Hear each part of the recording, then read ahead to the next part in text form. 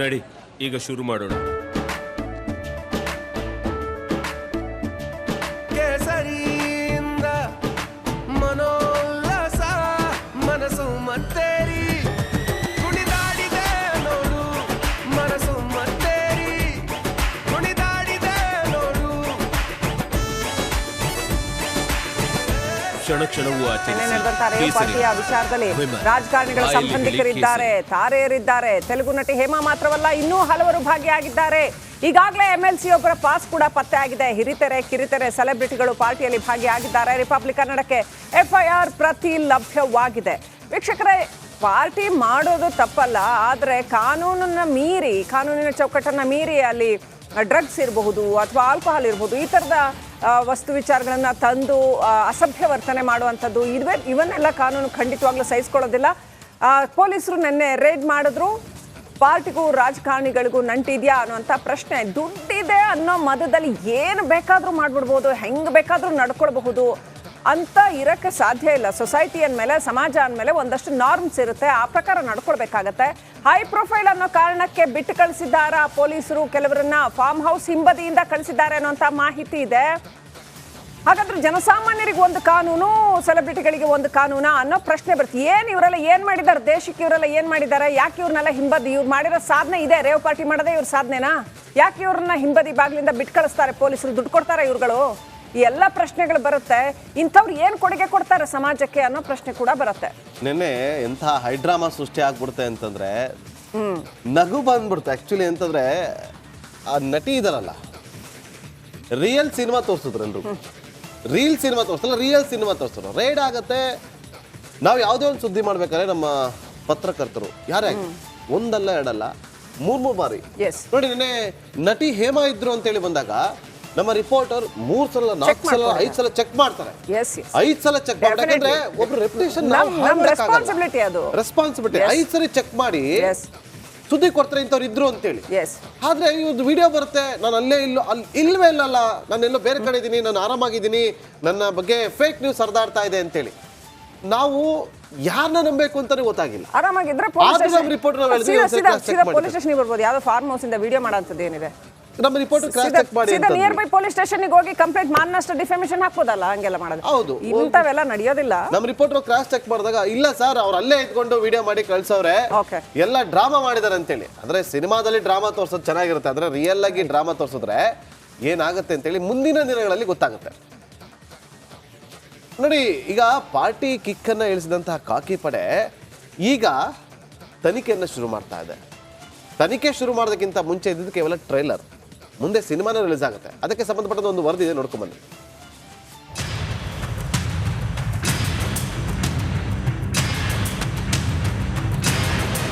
Party birthday ಹೆಸರಲ್ಲಿ rave party.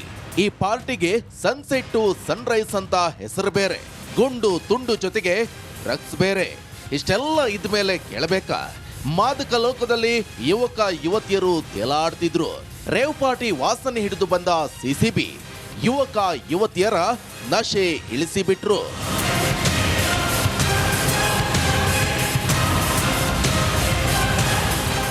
Anekal ಬಳಿಯ GR form ಹೌಸ್ನಲ್ಲಿ ಮೇ 19ರಂದು ರೇವ್ ಪಾರ್ಟಿ ನಡೀತಾ ಇತ್ತು.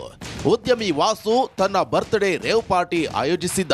ಸಂಜೆ 5 ಗಂಟೆಯಿಂದ ಬೆಳಗ್ಗೆ 6 ಗಂಟೆವರೆಗೆ ಪಾರ್ಟಿಯಲ್ಲಿ 30 ಯುವತಿಯರು 71 ಪುರುಷರು ಇದ್ರು. ಅಷ್ಟೇ ಅಲ್ಲ, ಕರ್ನಾಟಕದಲ್ಲಿರುವ ಆಂಧ್ರ ಮೂಲದ ವ್ಯಕ್ತಿಗಳು, ತೆಲುಗು ನಟಿ ಹೇಮಾ ಸೇರಿದಂತೆ ನಟ ನಟಿಯರು ಕೂಡ ಭಾಗಿಯಾಗಿದ್ರು.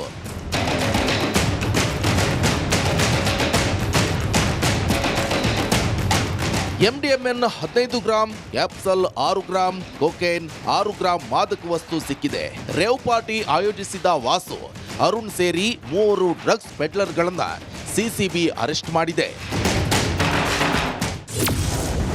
ತೆಲುಗು ನಟಿ ಹೇಮಾಗೆ ಪ್ರತ್ಯೇಕ ನ್ಯಾಯಾನ.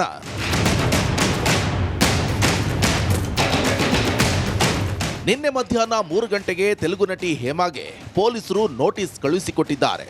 ಹೈ ಪ್ರೊಫೈಲ್ ಎನ್ನುವ ಕಾರಣಕ್ಕೆ ಮಧ್ಯಾಹ್ನವೇ ಫಾರ್ಮ್ ಹೌಸ್ನ ಹಿಂಬದಿ ಬಾಗಿಲಿಂದ ಕಳುಹಿಸಿದ್ದಾರೆ ಅಂತ ಮಾಹಿತಿ ಇದೆ. ರಾತ್ರಿ 8 ಗಂಟೆ ಬಳಿಕ ಉಳಿದವರನ್ನ ಹೊರಗೆ ಕಳುಹಿಸಿದ್ದಾರೆ. ಹಾಗಾದ್ರೆ ನಟಿ ಹೇಮಾಗೆ ಮಾತ್ರ ಪ್ರತ್ಯೇಕ ಕಾನೂನಿದೆ ಎಂಬ ಪ್ರಶ್ನೆ ಉದ್ಭವಿಸಿದೆ. ಅಜಯ್ ಮತ್ತು ನವೀನ್ ಶೆಟ್ಟಿ, ರಿಪಬ್ಲಿಕ್ ಕನ್ನಡ, ಆನೇಕಲ್.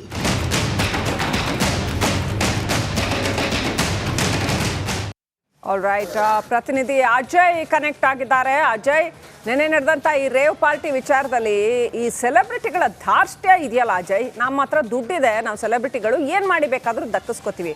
ಈ ಮೈಂಡ್ ಸೆಟ್ಗೆ ಒಂದು ಚೆನ್ನಾಗಿ ಕಿಕ್ ಕೊಡಬೇಕು ಅಂತ ಅನ್ಸುತ್ತೆ ಪೊಲೀಸರು, ಇದನ್ನ ಚೆನ್ನಾಗಿ ಪಳಗಿಸ್ಬೇಕು ಅಂತ ಅನ್ಸುತ್ತೆ. ಅಜಯ್, ಆಕ್ಚುಲಿ ಇದರ ತನಿಖೆ ಹೇಗೆ ನಡೆದಿದೆ? ಹಿಂದ್ಗಡೆ ಬಾಗ್ಲಿಂದ ಒಂದಷ್ಟು ಜನರನ್ನ ಬಿಟ್ಟು ಕಳಿಸಿದ್ರು ಅನ್ನೋ ಆರೋಪ ಕೂಡ ಇದೆ. ಸೊ ಇದನ್ನ ಪ್ರಾಮಾಣಿಕವಾಗಿ ಪೊಲೀಸರು ತನಿಖೆ ಮಾಡ್ತಾ ಇದ್ದಾರಾ ಅಥವಾ ಇದು ಕೂಡ ಒಂದು ನಾಟಕನಾ? ಅಜಯ್, ಡೀಟೇಲ್ಸ್ ಏನಿದೆ?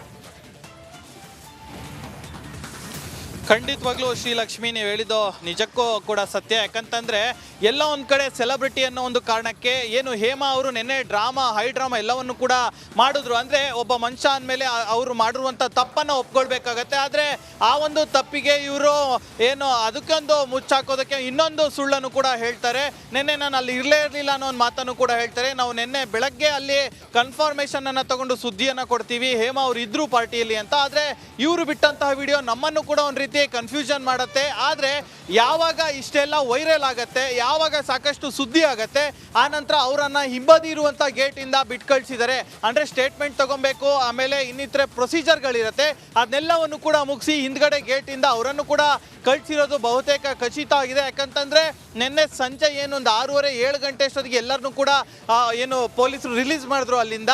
ಆ ಸಂದರ್ಭದಲ್ಲಿ ಕೂಡ ಹೇಮ್ ಅವರು ಬಂದಿಲ್ಲ. ಯಾಕಂತಂದರೆ ಅವರನ್ನು ಮಧ್ಯಾಹ್ನನೇ ಬಿಟ್ಟು ಕಳಿಸಿದರೆ. ಒಂದು ಹೈ ಪ್ರೊಫೈಲ್ ಕೇಸ್ ಅನ್ನೋದು ಒಂದು, ಆಮೇಲೆ ಅವರು ಚಿತ್ರ ನಟಿ ಅನ್ನೋದೊಂದು, ಆಮೇಲೆ ಸಾಕಷ್ಟು ಒಂದು ಎಲ್ಲ ಕಡೆ ಸುದ್ದಿ ಆಗಿತ್ತು ಇವ್ರ ಬಗ್ಗೆ ಅಂತ ಹೇಳಿ, ಸುಮ್ಮನೆ ಮತ್ತೆ ಬೇರೆ ರೀತಿ ಇಶ್ಯೂ ಆಗಬಾರ್ದು ಅಂತ ಹೇಳಿ ಕೂಡ ಬಿಟ್ಟು ಕಳಿಸಿರುವಂಥದ್ದು. ಅಂದರೆ ಎಲ್ಲ ಒಂದು ಕಡೆ ಜನಸಾಮಾನ್ಯರಿಗೆ ಒಂದು ನ್ಯಾಯ, ಇವರಿಗೆ ಒಂದು ನ್ಯಾಯನ ಅನ್ನೋ ಒಂದು ಅನುಮಾನ ಕೂಡ ವ್ಯಕ್ತವಾಗುತ್ತೆ, ಒಂದು ಪ್ರಶ್ನೆ ಸಹ ಮೂಡುತ್ತೆ. ಇನ್ನು ತನಿಖೆಯ ಭಾಗಕ್ಕೆ ಹೇಳೋದಾದ್ರೆ ನಿನ್ನೆ ಕೂಡ ಮೊದಲಿಗೆ ಎಲೆಕ್ಟ್ರಾನ್ ಸಿಟಿ ಪೊಲೀಸ್ ಠಾಣೆಯಲ್ಲೂ ಕೂಡ ಪ್ರಕರಣವನ್ನು ದಾಖಲೆ ಮಾಡಿಕೊಂಡಾಗಿರುವಂಥದ್ದು. 5 ಜನರನ್ನು ಕೂಡ ಅರೆಸ್ಟ್ ಮಾಡಲಾಗಿರುವಂಥದ್ದು.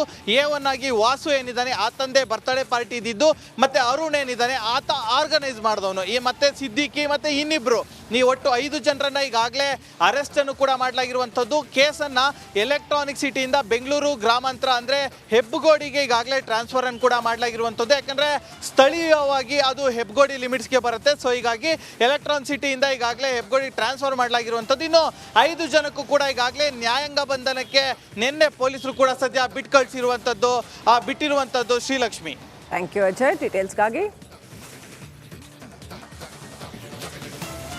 ಕಡೆ ಇವತ್ತು ಬೇರೆ ಬೇರೆ ವಿಚಾರದಲ್ಲಿ ರಾಜಕೀಯಗಳು ನಡೀತಾ ಇದೆ. ರಾಜ್ಯ ರಾಜಕಾರಣದಲ್ಲಿ ಏನೆಲ್ಲ ಬೆಳವಣಿಗೆ ಆಗ್ತಾ ಇದೆ ಅಂತ ಹೇಳಿ ಎಲ್ರಿಗೂ ಕೂಡ ಗೊತ್ತಿದೆ. ಆದರೆ ಕಾಂಗ್ರೆಸ್ ಬಣದಲ್ಲಿ ಏನಾಗ್ತಾ ಇದೆ? ಕ್ಯಾಬಿನೆಟ್ ವಿಚಾರವಾಗಿ ಸರ್ಕಸ್ ನಡೀತಾ ಇದೆ. ಕ್ಯಾಬಿನೆಟ್ ಎಕ್ಸ್ಟೆಂಡ್ ಆಗುತ್ತಾ ಅಥವಾ ಸಂಪುಟದಲ್ಲಿ ಬದಲಾವಣೆಗಳಾಗುತ್ತಾ? ಎಲೆಕ್ಷನ್ ರಿಸಲ್ಟ್ ಬಂದ ಮೇಲೆ ಒಂದಷ್ಟು ಜನ ಹಿಂದೆ ಸರಿಬೇಕು, ಹೊಸಬರಿಗೆ ಅವಕಾಶ ಕೊಡಬೇಕು ಅಂತ ಇತ್ತು. ಆದರೆ ಈಗ ಡಿಮ್ಯಾಂಡ್ ಇದೆಯಲ್ಲ, ಇದು ಶಿವಲಿಂಗೇಗೌಡ ಅವರ ಡಿಮ್ಯಾಂಡ್ ಹೆಚ್ಚಾಗ್ತಾ ಇದೆ. ದಿನೇ ದಿನೇ ಕಾಂಗ್ರೆಸ್ ಪಾಳದಲ್ಲಿ ಮಂತ್ರಿಗಿರಿಯ ಒಂದು ಪಟ್ಟ, ಸಂಪುಟ ಪುನರ್ರಚನೆ ವೇಳೆ ಪುನರ್ರಚನೆ ಆದರೆ ಪರಿಗಣನೆಗೆ ತೆಗೆದುಕೊಳ್ಬೇಕು ನಮ್ಮನ್ನ. ಈಗಾಗಲೇ CM ಹಾಗೂ DCM ಭರವಸೆ ಕೊಟ್ಟಿದ್ದಾರೆ ಅಂತೇಳಿ ರಿಪಬ್ಲಿಕ್ ಕನ್ನಡಕ್ಕೆ ಎಕ್ಸ್ಕ್ಲೂಸಿವ್ ಆಗಿ ಹೇಳಿಕೆಯನ್ನು ಕೊಟ್ಟಿದ್ದಾರೆ. ಅರಸೀಕೆರೆ ವಿಧಾನಸಭಾ ಕ್ಷೇತ್ರದ ಕಾಂಗ್ರೆಸ್ ಶಾಸಕರಾಗಿರುವಂತಹ ಶಿವಲಿಂಗೇಗೌಡ ಕೊಟ್ಟಿರುವಂತಹ ಎಕ್ಸ್ಕ್ಲೂಸಿವ್ ಹೇಳಿಕೆ ನೋಡ್ಕೊಂಬಂದು ಇಲ್ಲಿ ಬಂದು 1 ವರ್ಷವನ್ನು ಪೂರೈಸ್ತಾ ಇದೆ. ಇದರ ಜೊತೆಗೆ ಸಚಿವ ಸಂಪುಟ ಪುನರ್ರಚನೆ ಆಗಬೇಕು ಅನ್ನುವಂಥ ಒತ್ತಡ ಇದೆ. ಇದ್ರ ಬಗ್ಗೆ ಮಾತನಾಡೋದಕ್ಕೆ ಹಿರಿಯ ಶಾಸಕರಾದಂಥ ಶಿವಲಿಂಗೇಗೌಡರು ಇದ್ದಾರೆ, ಅವ್ರನ್ನ ಮಾತನಾಡ್ಸೋಣ. ಸರ್, ತಾವು ಕೂಡ ಸಚಿವ ಸ್ಥಾನದ ಆಕಾಂಕ್ಷಿ ಆಗಿದ್ದವರು, ಕೊನೆ ಕ್ಷಣದಲ್ಲಿ ಕೈ ತಪ್ಪಿದೆ. 1 ವರ್ಷ ಸರ್ಕಾರ ಪೂರೈಸಿದೆ, ಚುನಾವಣೆ ಕೂಡ ಮುಗಿತಾ ಬಂತು, ಇನ್ನಾದರೂ ಪುನರ್ರಚನೆ ಆಗಬೇಕು ಅನ್ನುವಂಥ ಏನಾದ್ರು ಒತ್ತಾಯ ಮಾಡ್ತೀರಾ ಅಂತ? ಅದು ಪಾರ್ಟಿ ಹೈಕಮಾಂಡ್ ಬಿಟ್ಟಂಥ ವಿಚಾರ. ಮುಖ್ಯಮಂತ್ರಿಗಳು, ಪಾರ್ಟಿ ಹೈಕಮಾಂಡ್ರು, ಉಪಮುಖ್ಯಮಂತ್ರಿಗಳು ಎಲ್ಲ ಸೇರಿ ರೀಶಫಲ್ನ ಮಾಡಿ ಬೇರೆಯವ್ರಿಗೆ ಅವಕಾಶ ಮಾಡಬೇಕು ಅಂತಕ್ಕಂಥದ್ದು ತಲೆಯಾಂತರದಿಂದ ನಡ್ಕೊಂಬಂದಿರ್ತಕ್ಕಂಥ ಇತಿಹಾಸ ಸಚಿವ ಸಂಪುಟದಲ್ಲಿ. ಅದನ್ನು ಅವರ ಪರಮಾಧಿಕಾರ, ಮುಖ್ಯಮಂತ್ರಿಗಳ ಮತ್ತು ಹೈಕಮಾಂಡಿನ ಪರಮಾಧಿಕಾರ, ಅವರು ಯಾವತ್ತು ಆ ನಿರ್ಧಾರಕ್ಕೆ ಬರ್ತಾರೆ ಆವಾಗ ನಾವು ಒಬ್ಬರು ಆಕಾಂಕ್ಷಿಗಳಾಗಿ ಕೇಳ್ತಕ್ಕಂಥದ್ದು ನಮ್ಮ ಧರ್ಮ, ನಾವು ಕೇಳ್ತೀವಿ. ಸರ್, ಈಗ ಒಬ್ಬ ಸಚಿವರ ಮಾನದಂಡವನ್ನು ಅವ್ರು ಕೆಲಸ ಮಾಡ್ತಾರೋ ಇಲ್ಲ ಅನ್ನೋದು 1 ವರ್ಷ ಸಾಕಲ್ವಾ ಸರ್? ಈಗ ಅದನ್ನು ಮುಖ್ಯಮಂತ್ರಿಗಳಿಗೆ ಬಿಡೋಣ. ಮುಖ್ಯಮಂತ್ರಿಗಳ ಅಧಿಕಾರನ ನಾವು ಎಲ್ಲಿ ಬೇಕಲ್ಲಿ ಮಾತಾಡೋದು ಸೂಕ್ತ ಅಲ್ಲ. ಮುಖ್ಯಮಂತ್ರಿಗಳು ಯಾವ ಮಾನದಂಡದ ಆಧಾರದ ಮೇಲೆ ಅದನ್ನು ನಿರ್ಧಾರ ಮಾಡ್ತಾರೆ ಅಂತಕ್ಕಂಥದ್ದು ಅವರ ಮತ್ತು ಹೈಕಮಾಂಡಿನ ವೈಯಕ್ತಿಕವಾದಂಥ ವಿಚಾರ. ಅದಕ್ಕೆ ನಾವು ಮಧ್ಯಪ್ರವೇಶ ಮಾಡ್ತಕ್ಕಂಥದ್ದು ಸೂಕ್ತ ಅಲ್ಲ. ನಿಮ್ಮಂತೆ ಸಾಕಷ್ಟು ಜನ ಆಕಾಂಕ್ಷಿಗಳಿದ್ದಾರೆ, ಅವ್ರು ಕೂಡ ಒಂದು ಒತ್ತಡವನ್ನು ತರ್ತಾ ಇದ್ದಾರೆ. ಒಂದು ವರ್ಷ ಆಯಿತು, ನಿಷ್ಕ್ರಿಯವಾಗಿರೋರನ್ನ ಬಿಟ್ಟು ಯೋಗ್ಯ ಇರೋರನ್ನ ತುಂಬಿಕೊಳ್ಳಿ ಅನ್ನುವಂಥದ್ದನ್ನ ಸರ್. ಅದು ನಿಷ್ಕ್ರಿಯವಾಗಿರೋರು ಯೋಗ್ಯವಾಗಿರೋರು ಅನ್ನೋ ಪ್ರಶ್ನೆನ ಒಂದು ಪಾರ್ಟಿ ಒಳಗೆ ಡೆಮಾಕ್ರಸಿ ಒಳಗೆ ಅದನ್ನು ಬಹಿರಂಗವಾಗಿ ಅಳೆಯೋಕ್ಕಾಗೋದಿಲ್ಲ. ಅದು ಪಾರ್ಟಿಯ ಇನ್ನರ್ ಸೀಕ್ರೆಟು. ಆ ಪಾರ್ಟಿ ಇನ್ನರ್ ಸೀಕ್ರೆಟ್ನಲ್ಲಿ ಮತ್ತು ಮುಖ್ಯಮಂತ್ರಿಗಳ ಪರಮಾಧಿಕಾರ, ಉಪಮುಖ್ಯಮಂತ್ರಿಗಳ ಪರಮಾಧಿಕಾರ ಮತ್ತು ಎಲ್ಲ ಹೈಕಮಾಂಡ್ ಪಕ್ಷದ ಜೊತೆ ಸಂಪರ್ಕ ಮಾಡಿ ಮಾಡ್ತಾರೆ. ಕೆಲಸ ಸಾರ್ವಜನಿಕವಾಗಿ ಮಾಡೋದಲ್ಲ ಸರ್, ಇನ್ನರಾಗಿ ಅಳಿದ್ರು ಕೂಡ ಮೌಲ್ಯಮಾಪನ. ಅದನ್ನು ಮುಖ್ಯಮಂತ್ರಿಗಳು ಯಾವ ರೀತಿ ಅಳೆದಿದ್ದಾರೋ, ಯಾವ ರೀತಿ ತೀರ್ಮಾನ ತಗೋತಾರೋ ಅದು ನನಗೆ ಗೊತ್ತಿಲ್ಲ. ಅದು ಮುಖ್ಯಮಂತ್ರಿಗಳ ಪರಮಾಧಿಕಾರ. ಪುನರ್ರಚನೆ ಆದರೆ ತಾವು ಸ್ಥಾನವನ್ನು ಆಕಾಂಕ್ಷೆ ನಾನು ಪುನರ್ರಚನೆ ಆದರೆ ನನಗೆ ಒಂದು ಸ್ಥಾನನ ಹಾಸನ ಜಿಲ್ಲೆಗೆ ಕೊಟ್ಟಿಲ್ಲ, ಕೊಡ್ತೀವಿ ಅಂತಕ್ಕಂಥ ಭರವಸೆ ಇದೆ.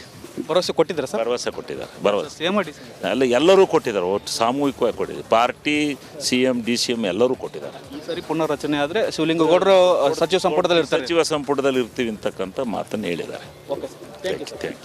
ಇದಿಷ್ಟು ಶಿವಲಿಂಗೇಗೌಡರ ಮಾತು. ನಾನು ಕೂಡ ಸಚಿವ ಸ್ಥಾನದ ಆಕಾಂಕ್ಷಿ. ಈ ಬಾರಿ ಪುನರ್ರಚನೆ ಆದರೆ ನಾನು ಕೂಡ ಸಚಿವ ಸ್ಥಾನದಲ್ಲಿ ಆಕಾಂಕ್ಷಿಯಾಗಿದ್ದೇನೆ ಮತ್ತು ಸಚಿವ ಸಂಪುಟದಲ್ಲಿ ಇರ್ತೇನೆ. ಈ ಭರವಸೆಯನ್ನು ಹೈಕಮಾಂಡ್ ಮತ್ತು ಎಲ್ಲ ನಾಯಕರು, ರಾಜ್ಯದ ನಾಯಕರು, CM DCM ಸೇರಿದಂತೆ ಎಲ್ಲರೂ ಕೂಡ ಕೊಟ್ಟಿದ್ದಾರೆ ಅನ್ನುವಂಥ ಮಾತನ್ನು ಹೇಳ್ತಾ ಇದ್ದಾರೆ. ಕ್ಯಾಮ್ರಾಮನ್ ಶಿವು ಜೊತೆ